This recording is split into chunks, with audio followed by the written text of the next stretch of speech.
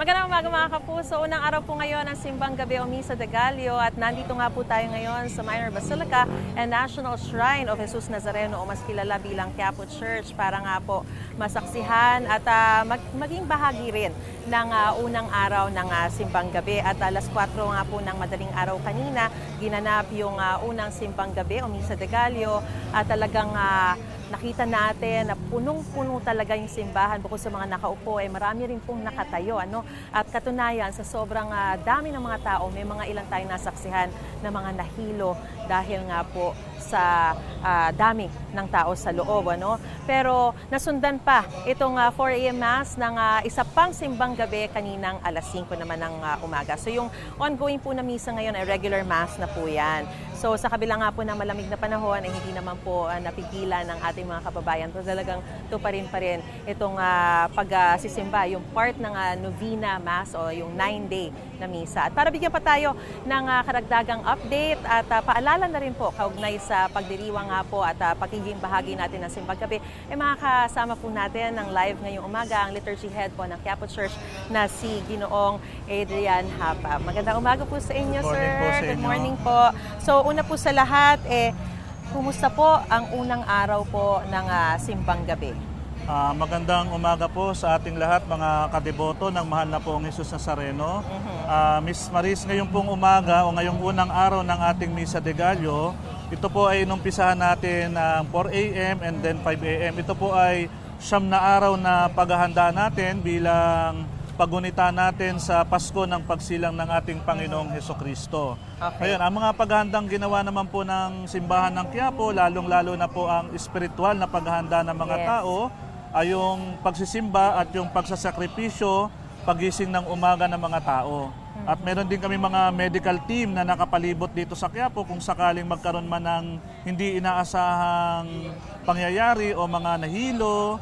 Gaya kanina po. Yes, may nahilo kanina yata. Kumusta po sila? Okay naman na nabigyan na naman ng pangunang lunas doon sa loob namin, sa medical station namin. At isa pa, yung police visibility dito sa paligid ng Plaza Miranda at paligid ng Quiapo Church ay pinapaigting yung todo talagang pag-iingat ng mga tao. Sir, meron po bang kaibahan ngayong taon kumpara ng mga nakaraang mga simbang gabi? Wala naman tayong kaibahan ngayon. Siyempre, tradisyon nating mga Pilipino, lalong dumadagsa yung tao dahil nga sa paghahanda nila sa Pasko, lalo na itong mga simbang gabi natin. Mas dumami ba yung mga tao ngayon? Kasi marami tayong pinagdaraanan. Sinasabi nila, normally pag maraming pinagdaraanan, talagang mas nag-a-attend ng simbang gabi. Siguro sa ngayon naman, ang mga umattend sa amin ngayon, crowd estimate namin ngayon, siguro mga nasa 2,500 yung namin. Yung loob, kasama na po doon yung seating capacity tsaka yung standing ovation namin doon. Oo. So dami po nga ng deboto, paano nyo pa po lalong pinaghahandaan yung mga susunod pang mga araw? Although sinasabi nila, pag sa mga succeeding days, medyo nababawasan ng bahagya. Dito ba sa Quiapo, ganun? O hindi? Talagang all throughout? Siguro marami. all throughout ng 9 days yan, lalong dumadami yan kasi sa unang araw, bukso ang tao. Sa pangalawa, ganun din. Yun ang naobserbahan ko sa tagal ko na po dito na nagsuserve sa simbahan ng Quiapo. Brother Adrian, kanina sa homily ni Father, sinabi niya sana raw hindi yung mga hiling natin ang motivation natin para mag-attend ng simbang gabi, kundi yung talagang si Jesus ang focus natin. Kumbaga, nababawasan po ba yung blessing kapag talagang ang motivation mo is yung kahilingan? Hindi naman siguro kasi lahat naman na nagsisimba ng 9 days, ibig sabihin, di ba, yung may wish sila, may hinihiling sila sa ating Panginoon, o mayroon silang mga wish kasi yun yung tradisyon na natin na pag natapos mo ang siyam na araw ay yung wish mo ay matutupad. Depende na lang yan kung ano yung binigay sa iyo ng Panginoon.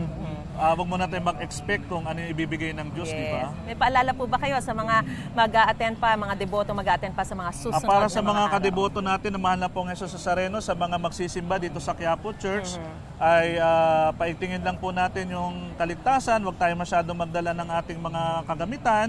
Bagkus i-focus natin yung ating pagsisimba sa mahal na Birhen at lalong-lalo na sa ating mahal na pong Jesus Nazareno. Maraming po salamat, Brother Adrian Hapa, sa inyo pong panahon at sa pagbibigay po ng enlightenment lalo dito sa ating pakikibahagi sa Simbang Gabi. Maraming salamat po. Siya po ang liturgy head ng Quiapo Church. Balik po muna sa studio. Gusto mo bang mauna sa mga balita? Mag-subscribe na sa GMA Integrated News sa YouTube at tumutok sa unang balita.